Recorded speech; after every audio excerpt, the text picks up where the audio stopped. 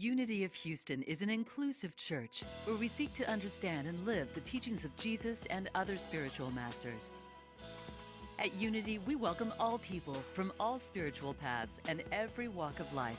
We celebrate the diversity of our city and of our world, and we teach love, tolerance, and oneness, seeking to live in harmony with open minds and open hearts. Wherever you are in your spiritual path, you are always welcome at Unity. Join us and discover that the life of your dreams is already within you. Oh my goodness, I was thinking, well, we have this announcement to tell you how special next Sunday is going to be. There might be a little danger thinking, well, maybe I should have waited till next Sunday to come. I could have stayed at home today, but you hear that, dear Lord. That was absolutely beautiful. And then if that was not enough, I'm going to close today's message with a poem from the one and only Maggie Cole. And if you, in the meantime, until we get to that poem, you might find some inspiration in my reference to the Hair Club for Men, or perhaps when I talk about Charles Fillmore, or something that I bring. If there's any kind of upliftment or inspiration that you can find in any of them, that's just icing on the cake at this point. So today I am excited to tell you that we are in week 5 of our Touchstone series. I love this time of year that we do this fall annual spiritual deepening series. And so next week will be the culmination of that. But today we're going to talk about our belonging statement. This week and next week. Reverend Michael will bring the message next week. And our belonging statement at Unity of Houston. Out of all of our values and our purpose, I think this one's my favorite. It says that we create a spiritual home for all people, knowing that we are one body and that we belong to each other. Can you feel that?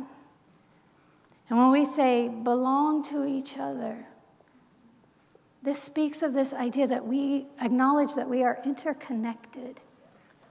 That every time that we heal something in ourselves, every time we free ourselves from a limited idea, every time we free ourselves of an otherism, we heal the world. We heal it in ourselves, and we heal it for everyone we interact with. And so today, the way I'm going to hold this idea of belonging to oneself. Next week, Reverend Michael's going to talk about what it's like to belong in community, what it's like to create a community of belonging, of inclusivity, how that supports people, how we can be a part of that. Because I think the world's asking for that. But there's kind of a prerequisite here before we can find belonging anywhere out here. And that's the question, do I belong to myself? And the way I'm holding this idea of belonging to oneself is to honor our humanity, honor and accept and have compassion for and celebrate all of our gifts and talents, all of our quirks and foibles, all of it, to hold space for it and to honor it and to know that it is not all of who we are. So if we had, let's say we had a documentary crew that followed you around from the time you were born, that recorded all of your thoughts and feelings and emotions, everything that you achieved, everything you said, everything you did, and typed it all up, this whole stage would be full to the ceiling of pages and pages about you. A story about you. And there would be beauty in this story. And there would be loss in this story and grief. And there'd be beauty in that too. There'd be triumphs, there'd be failures, there'd be losses. But all of it, all of the words, could not even touch that ungraspable nature that you are. The infiniteness that is at the source of your being. The divine that you are. And so when we live from that, knowing that that's our primary place of belonging, we belong to the universe. We are expressions of it. When we live from that place, from that belonging, we don't seek to try to make ourselves fit in places out here. We don't seek to make the world, we don't look for our satisfaction in the world to tell us how much we belong. We bring our belonging to the world. And so there's a story of a Zen master that goes a little something like this. He was pretty close to being enlightened. Anybody else have that? I don't know, I can't relate. He was pretty close. He felt pretty close. He said, I just need to spend a little more time in solitude It's a lot easier to be enlightened in solitude, I'm just saying. So he went. He spent some time in solitude. He said, I got it. I got it now. I'm perfectly enlightened. So he came back to his community. And upon arriving at his community, one of the students said to him, hey, glad you're back. We're about to have an event where we've invited some dignitaries, and we're going to need you to be the speaker. Okay, great. So he goes out, and all of a sudden he notices his palms are very sweaty. He knows his heart's starting to pound a little bit. And he goes and he grabs the student, and he says, wait a minute, I'm not so enlightened yet. I got to go back to the cave. He said, because I still feel this need to show that I can impress people, that I cannot be myself around the same self I can be around my students as I am when important people come to call. So the good news is that just every time your palms get sweaty, you don't have to go hide in a cave. Thank you, God. Thank you, God. Because sometimes when we are at the edge of our growth and we're being called into the next greatest thing for us, there is some anxiety there. That's natural. There is some fear there. It's natural. But we can begin to ask ourselves questions. What's this fear saying? Is this fear got a little hint of not enoughness in it? Does this fear have a little bit of, I have to twist myself, be a shapeshifter in order to fit in over here or to make an impression? We can ask ourselves those questions. And sometimes that's even a helpful thing to say, oh, yes, and I want to lay that down. So it's not to make that wrong. So I've shared with you all before that I had a great fear of public speaking.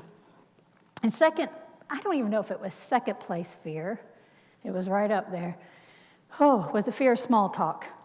I am notoriously horrible and awkward at small talk. If my children were here, they would tell you countless stories about how I've embarrassed them in public with this kind of thing, but they're not, so they can't.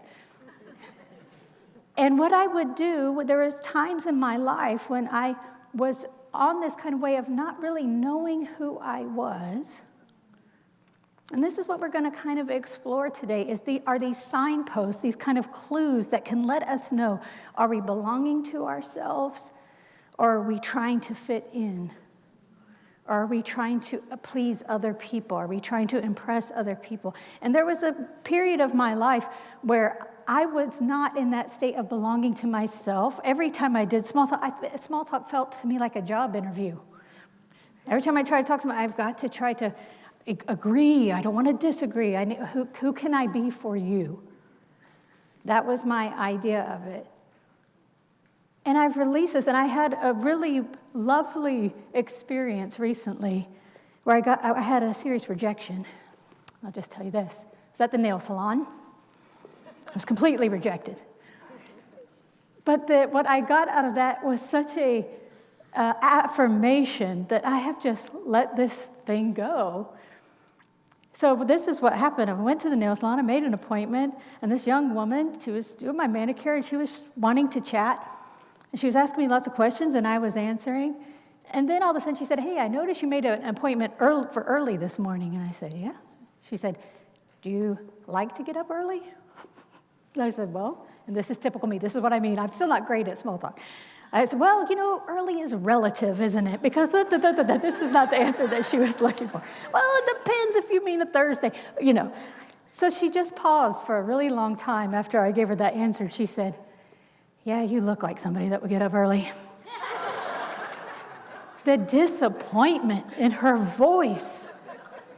She never said another word. At that moment, that was enough for her to know about me. She knew we just weren't going to have anything to talk about. And I sat there thinking, well, should I say something else? Should I, But there was this curiosity, and by the time I got out my car, I could not stop laughing about it. This idea that how much, power I had given in the past for interactions like this, where someone makes an opinion about you, decides just like that, whether they like you or not. Decides just like that, based on one thing they know about you, whether they want to pursue a conversation with you. And how we can give that so much power, and what a waste of our power that is. And so sometimes it's not just little silly things like this. This was an easy one, but it felt like a gift to me. It just still makes me so happy. Her disappointment, I wish I could show you her face. But there are also times when there are our loved ones that are expecting us to do a certain thing. When our society or our culture is asking us to do a certain thing that doesn't quite resonate with us. There's a poet named May Sarton who wrote a poem called Now I Become Myself. And just share a few lines of it. She said, "Now I become myself. It has taken time and many years. I've been dissolved and shaken, worn other people's faces." So this speaks to this idea that when we don't belong to ourselves, and it's not an either or, we can feel perfectly fine. You notice that belonging, there are people that we feel very comfortable in expressing ourselves around. And then there are other times we're kind of out of our comfort zone or whatever, so we're being challenged or for some reason or different phases in our life, we're trying to find our footing. But this is something just to notice. Are you feeling like you can just be yourself and be okay if someone doesn't get you? You know, maybe they're not for you. And what the irony is the less that you bend yourself, twist yourself, trying to be what everybody else needs you to be, guess what? The more people get you. There's a paradox here. The more people you just meet, and as soon as you meet them, you're meeting them human to human without the facade of, okay, I'm going to sit here and think, okay, gauge, who do we need to be? Do I need to do this? I need to do that. You're just yourself. And when you free yourself to be yourself, you free that other person too. It's a gift that you give. So there's a concept that has really helped me in this process of belonging more and more to myself. Because we do have pulls on us from the world. We have pulls on us from our families of origin. We have pulls on us from our friends, from countless places. Everything seems like it's trying to get our attention, tell us this is what's important, this is what's important. This is who you need to be, not that. This. Rob Bell, who you maybe have heard me talk about before, he has a podcast called The Robcast. He's a former preacher. And he has this idea that he talks about the North Star and South Star moments. And some of you may have heard me talk about this before. North Star is kind of obvious. Think of a North Star as a guiding light. Something that inspires us, something that when we see somebody doing something, or when we hear about somebody helping someone in a way, serving in a way, or expressing themselves in a way, there's something within us that says, yes. Oh, yes. That's for me, too. And you may even assume, well, everybody would say yes to this. But actually, there's something uniquely in you. And if it hits you in that way, you will be compelled to express it in some way. Those are North Star moments. They can help us clarify and guide who we have come here to be, what we have come here to express, how we can belong to ourselves in greater and greater ways. And then there are the South Star moments. And so the opposite of North, of course, is South. And what a South Star moment, it can look like a lot of things. But it looks like the news you don't want to hear. It looks like people behaving in ways that you think they should not behave.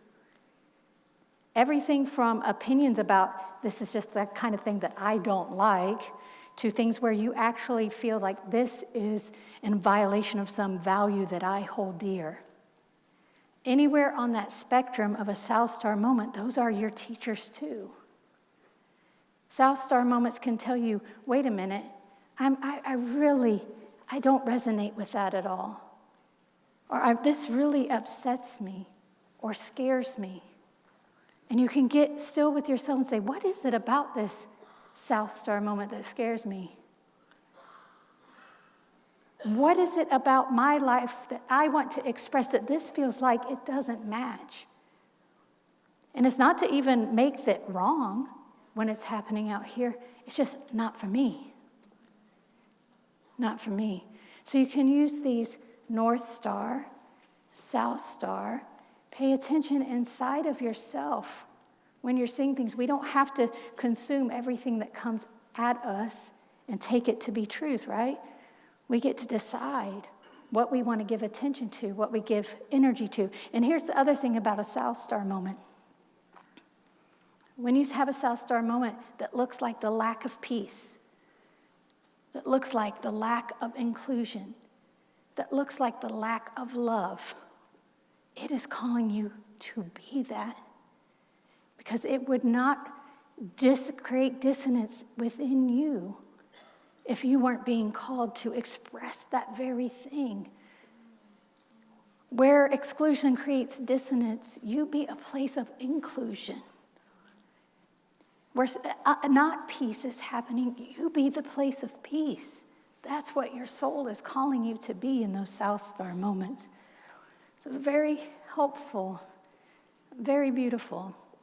And along the way, when we're exploring these North Star and South Star moments, we also, as we mature and as we grow, we can differentiate between what's opinions and preferences and needing things to be a certain way and actual things that we hold dear in our values. And the preferences and opinions and even ways of seeing the world, the beautiful thing is we don't become entrenched in thinking everything's a certain way. We actually expand. The more we belong to ourselves and know what we are here to express and value ourselves, the more we actually can open up to different perspectives, make room for everybody. When I belong to myself, that's all I could ever want for anybody else, is for them to belong to themselves. And so our Unity co-founder, Charles Fillmore, one of the things I love about Charles is he and Myrtle, when they founded the Unity movement, they were really practicing this stuff. Yes, they created this set of teachings, and they were students. And when they had been doing this for quite a while, he was already 67 when, finally he had been pressured about this for years to write, what is unity really about? What do you believe? We need to know what you believe. And this came from outside denominations and things like that. So he wrote this thing called the Statements of Faith. It was 32 statements. But at the beginning of it, they wrote a comment that said, we realize that putting this into a formula in this way has its limitations, and we reserve the right to change our minds. This is what we believe right now, based on what we know. And there was a line in there, but we're not going to take a hard left turn here. But we reserve the right to widen our perspectives, to admit where we had maybe seen only partial truths. And people that know Charles say, he lived to be 93, that even towards the end of his life, people would come up to him and say, hey, this thing that you said in this book over here. And he's like, what? No. Now I understand it to be this way. Because he was a student of these teachings. They created this by practicing this. And so I think I'm not going to compare Charles Fillmore to the president for the Hair Club for Men, because I feel like that could get me fired as a minister, but I don't know. I don't know. But you remember those commercials back in the 80s where the guy would come on and talk about the Hair Club for Men, and he had this perfectly coiffed head of hair, and at the very end, he would reveal the photo of himself bald before, and now he's got his hair. He's like, I'm not just the president, I'm a customer, right? And I'm thinking, we kind of lost sight of that guy. We've been kind of focused on other elections happening. Nobody probably even knows who the president for the Hair Club for Men is. I haven't gotten one text from him asking me for money this whole time. I hope he's doing okay out there. But the point of that is, and yes, it is, there is a point to it, is that whatever philosophy, whatever way of being that we develop on how we want to be in the world, it can't just live up here. It can't just be good ideas in theory.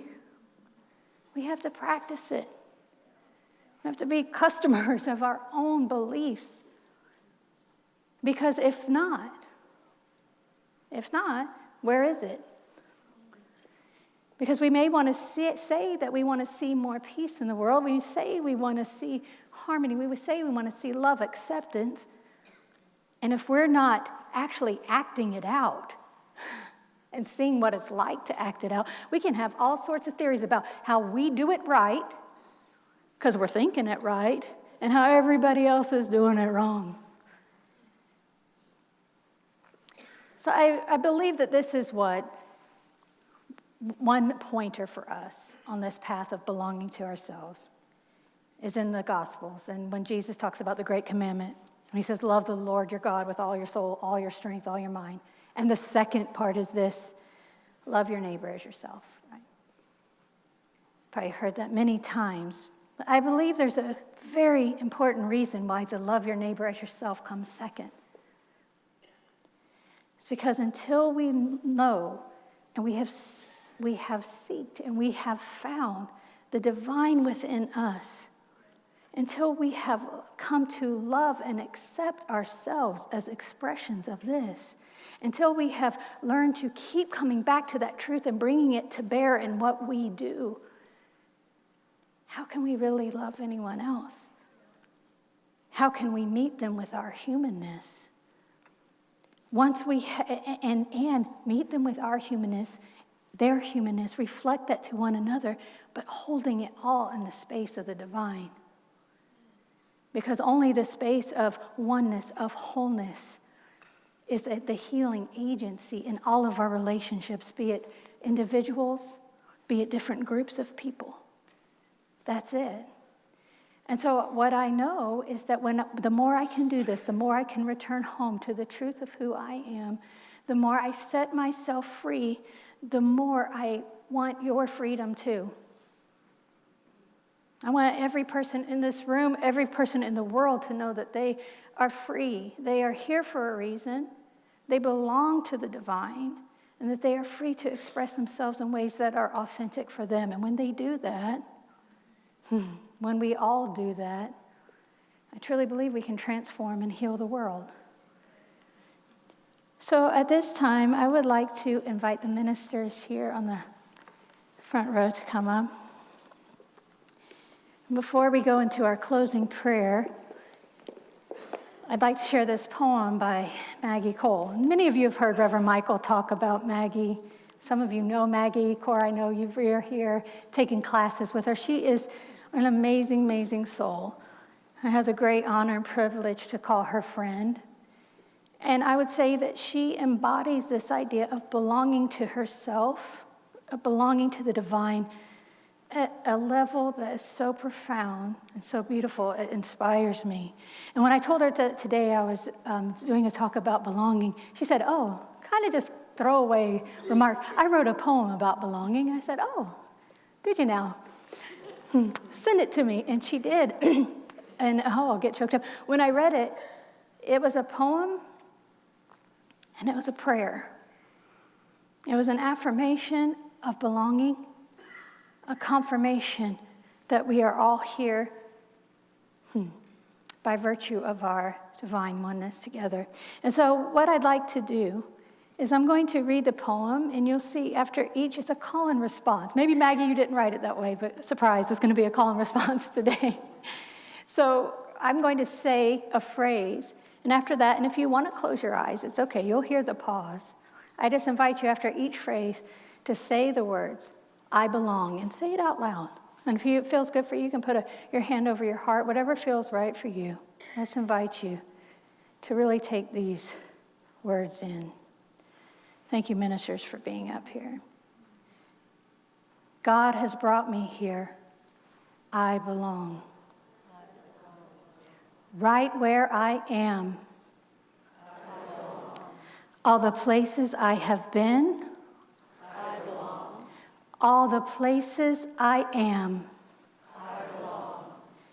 The spaces I occupy from this moment on. You and me. Me and they. Us and them. We and thee. It is here and now. Since before I entered my mother's womb, until eternity, this is the truth that sets me free. This declaration sets me free. Wherever I go, I get to be me. I am, I belong, I am, I belong. I belong. And so will you pray with me now?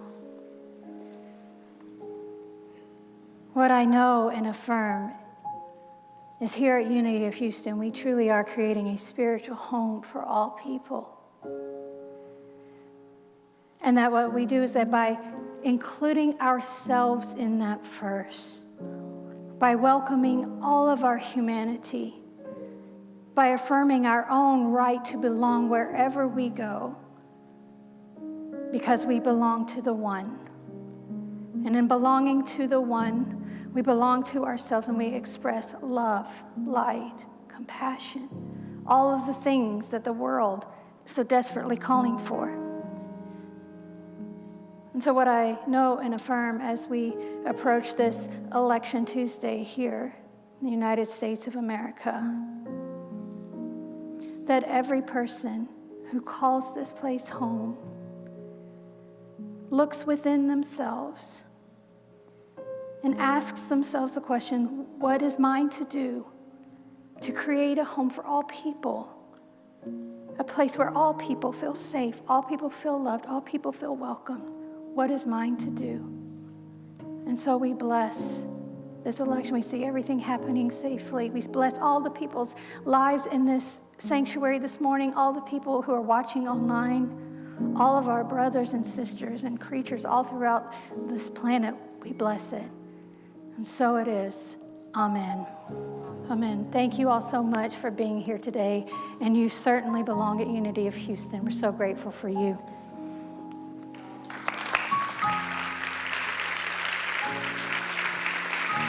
Thank you for watching this message today.